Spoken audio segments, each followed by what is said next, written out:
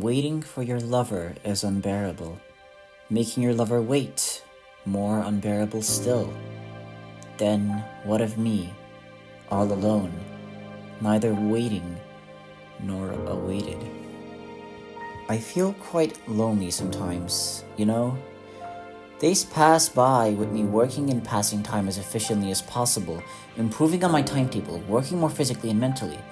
But I am left feeling quite empty at the end. It is as if something that needs to be there is not there in the first place. I feel a quiet yet screaming voice in the depths of my heart that despite everything I do, I cannot seem to quell. It is as if a fundamental part of me is missing, and all of my actions are an effort to obtain that one simple thing. That whenever I work, play games, spend time with friends, I am left unable to receive that one very simple thing. I feel sick. I'm not functioning as I should be functioning, but I am told that everything is alright, that I should be perfectly happy with the things I already have. I have a roof above my head, food under my chin, and products to keep me happy, as well as people that sometimes spend time with me or check up on me. So then, why does that loneliness hit me, and so many others? Why do we sometimes feel sick, yet never name it? This has been on my mind for the longest time, so I have come to name it. The sickness we suffer from is due to an epidemic of love.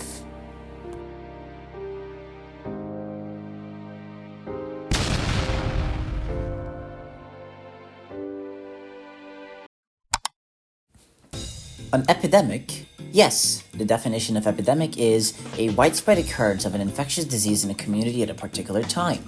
Alright, that was easy enough to define. So we all collectively suffer from an occurrence of an infectious disease. Why am I calling this sickness of ours an epidemic of love then? What quality does love have to warrant associating it with an epidemic? These are big questions, so I must turn to research and studying in order to gather enough data to diligently and scientifically approach this.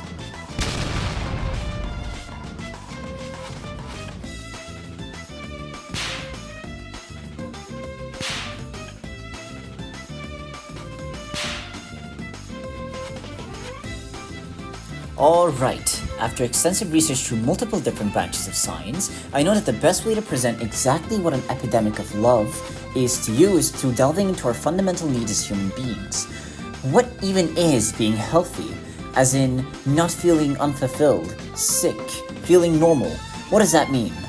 Well, in general terms, having the quality of being normal often means nothing to see here. All systems are functioning as they should. No further inquiry needed. So then, to be healthy is to be normal. It makes sense intuitively. Our body's way of regulating our needs and vital functions, homeostasis, must function as it should for us to be considered healthy. So then, why do I say that I feel sick and that nothing seems to fix it? To answer that, we must delve into what it means for our bodies' needs to be fulfilled. After all, for us to be functioning as we should have access to all of our physiological needs. What are our needs then? Maslow's hierarchy of needs explains what our bodily needs are in a hierarchical and convenient to view fashion. From the bottom of the hierarchy upwards, these needs are physiological, safety, love and belonging needs, esteem, and self-actualization. Needs lower down in the hierarchy must be satisfied before individuals can attend to needs higher up, according to this chart. This covers all of human needs. This makes sense so far as well. We certainly have a built-in implicit subconscious desire driving us to obtain all of these. Delving into our biology and evolution is first proposed by Richard Dawkins. Our genes are selfish. They seek only to fulfill their own self-perpetuation onto the next generation. And so our imperatives and needs are determined by what makes these genes persist and pass on to the next generation.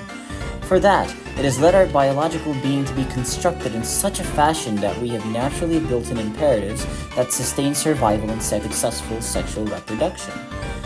That is where all of our imperatives come from. We are driven to feel hunger, because without food, we cannot sustain our metabolism. Without being incentivized to seek safety, we cannot ensure preserving the collection of our genes and have a chance to pass them along to the next generation. A convenient way to remember all of this is from a quote by Jean Lidloff in the Continuum Concept, In Search of Happiness Lost. If one wants to know what is correct for any species, one must know the inherent expectations of that species. It is explained here that all life develops as an expectation for its environment. Lungs can be seen as an expectation of oxygen, our cells for water and nutrients, ears for the vibration of sound waves. This is the essence of evolution. Creatures and all of our components come expecting certain constituents to be present. The same is true for all organs and species. An inherent expectation is a wired need, something that if denied interferes with our physical and psychological equilibrium, leading to poorer health outcomes, physically, mentally, and socially. Alright, that's it then. We become unhealthy once the expectations built into us are not satisfied, as our entire physiology is evolved with the assumption that certain things will be there. That is why our genes have made us evolve the way we have. As long as we can simply satisfy our needs, we will be sustained optimally. So then, why do I, and so many others, feel so sick and deprived sometimes despite having some of our fundamental needs, like food and safety? Enter the need for attachment and authenticity. Gabor Mate, the famous Hungarian-Canadian physician and author of the book The Myth of Normal, Illness, Health, and Healing in a Toxic Culture, explains that there are two indispensable needs of human beings: attachment and authenticity. Attachment is defined as the drive for closeness/proximity to others, in not only the physical but the emotional sense as well. Its primary purpose is to facilitate either caretaking or being taken care of. Our biological imperatives are built in through how our ancient ancestors lived, as much of our species' lifespan has been spent not being in the condensed, hyper-civilized societies we live in today, but in hunter-gatherer tribes instead. The way that our ancestors before civilization, 50,000 years ago and before lived, was through sticking together and taking care of each other, as the best chances of survival was through understanding and providing for each other's needs and feelings. Forming social and emotional needs evolutionarily deeper than any other animal is ingrained in our very evolution. Our infants, compared to any other species, take much longer to mature. Compare a human baby to a puppy maturing to the point of independence. We have evolved to depend and take care of each other. That is the very assumption and expectation that our evolution has led us to get to. Without this need being fulfilled, we indispensably crumble. The other non-negotiable need is defined as authenticity. Authenticity is defined as the quality of being true to oneself and the capacity to shape one's own life from a deep knowledge of the self. This seems counterintuitive though. Surely our ancestors in the African savannah did not have the luxury of thinking so sophisticatedly when they were being hunted by your friendly neighbor lion. Well, authenticity here refers to simply listening to our gut. Our ancestors had to respond to fast-paced threats, listening to their gut and feelings on the things they perceived fast, like whether a lion was in that bush or not. It simply means fulfilling and expressing our feelings and acting upon them, whether that is a nudge to eat, show empathy, express sadness, need things, etc. So now I have defined what the needs of ours are to feel normal. Our nervous system is invariably wired to fulfill our fundamental needs as dictated by our evolution. We are ingrained with an expectation that we will consume food, avoid predators, seek connection, and follow our gut successfully. And when all of these are fulfilled, we function normally. So then, what is wrong with me? Why do I feel so sick despite doing everything? This is where the epidemic of love comes in. I, like many others, am often met by the chains of loneliness that deprives my soul to no end. I cannot obtain love or authenticity, often not obtaining these things and not being allowed to discuss them. Like everyone, I have a built-in need for attachment, and like many other humans, I did not grow up in a setting where this was given to me safely, often having to fight and be hyper-conscious as to understand why I did not feel right just to have the slightest glimmer of why I did not feel right be given to me. This would be fine if I could act upon it growing up. My authenticity, my gut, telling me that I need my emotions and feelings to be seen, to speak up whenever I do not feel right. Yet, our culture and sociology is built in such that expressing your gut often gets you less than attachment. People are hesitant about talking about their trauma and feelings with the fear that they will be judged, despite this being a part of our gut. So we learn to not express it. There are many distorted and toxic senses of humor that are normalized, such as mocking people for their need for attachment, people being fatherless or deprived of basic necessities, and us cracking casual jokes about them is in actuality our way of achieving the need for attachment in different ways, achieving it in very cruel and normalized toxic ways. We form connections from our normalized sense of toxicity, collectively accepting that in order to feel connected, we must suppress our guts and basic needs. But this is not right. People's behavior is shaped by trauma, wounds that compel them to assert their reality over others, adopt false selves to secure attachment, and refuse accountability for how they impact others emotionally. These automatic, unconscious defenses protect them from the pain of reflection, driven by a deep fear that true expression will cost them love. Our culture normalizes this avoidance so thoroughly that it entraps people in a loop. The very defenses meant to shield them from pain make it almost impossible to bring these subconscious patterns into people's awareness to the point where it's normal and unquestionable. It is simply part of their character. It is simply how they are. Layered on top are economic, political, and generational traumas that further blind us to our impact and reinforce the cycle, making it even harder to achieve the one thing we all crave: love. I describe the feeling of being sick as an inability to achieve this attachment and authenticity, and often active ignorance that is normalized to hide it in all aspects. We have become messes, a web of responses that miraculously make the place we call society somehow function, preventing us from killing each other and others while providing for resources and basic needs. However, it is apparent that, especially in our generation, some of our indispensable needs, that of attachment and authenticity, are not fulfilled. We do a very good job of collectively convincing ourselves that we do not need this, because all of us share a subconscious trauma that prevents us from internally reflecting on such needs. Enter: if you ask for help, you are weak. You must work, achieve, make people proud, not complain, be successful, keep up with social norms, be happy, diligent, smart, for the chance that people can give you some disconnected approval of, hey, nice job, keep it up, that is often given out of formal necessity. And our society has a very smart way of not taking accountability for this, as seeing this as a fundamental need that has to be ingrained into our political and economic systems is made impossible by our current power dynamics. Even thinking about it, people are gaslighted into being ashamed for even asking for this, and instead blamed for not counting what they have: food, shelter, entertainment, etc.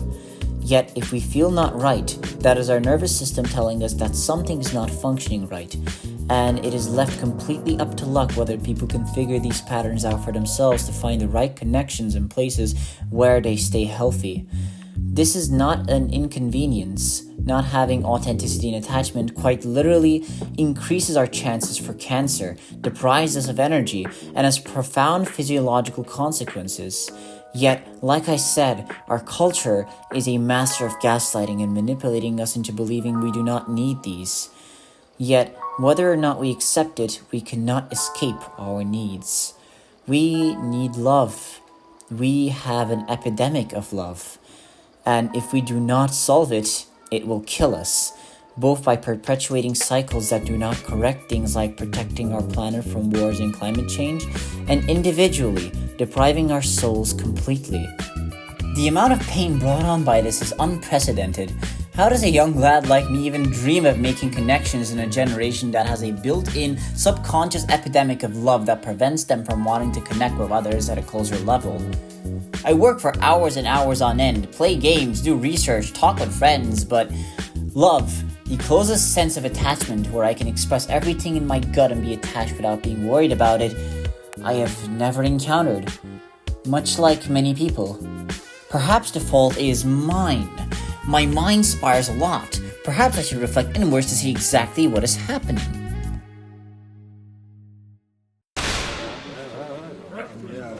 order in the house.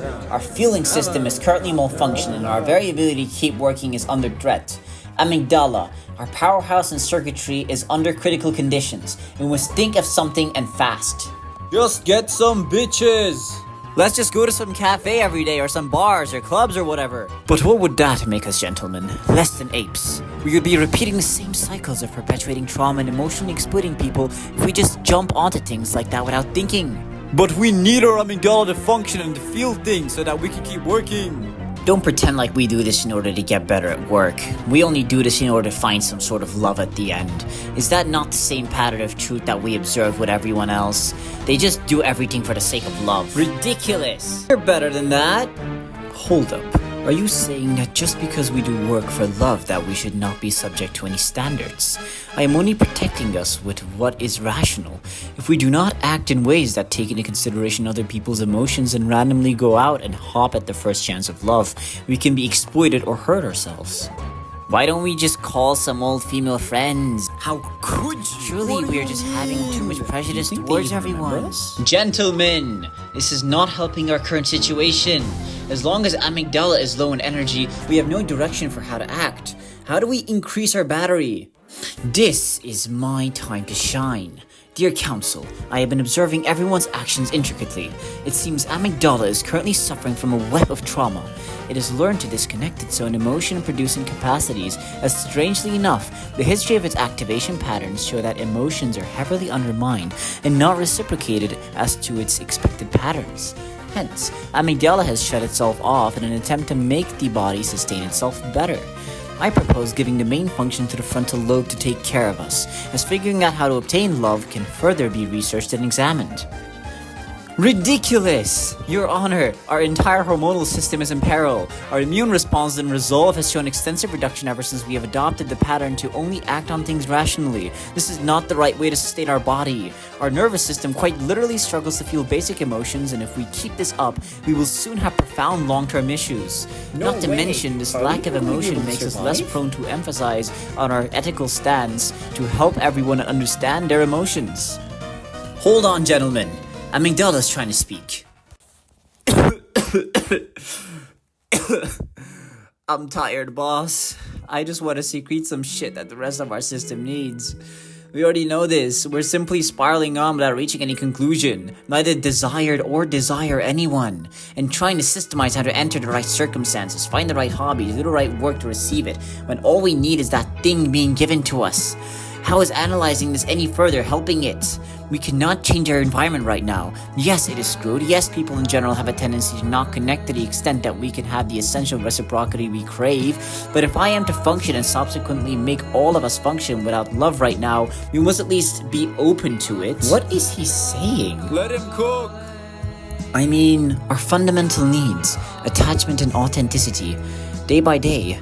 Let's try to share one experience where we can be somewhat attached to someone and express what we have in our mind and see where it goes.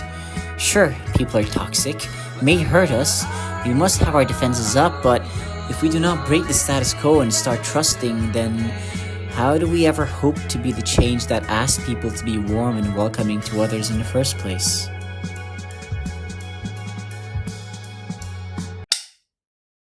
I think that's the end of the spiral.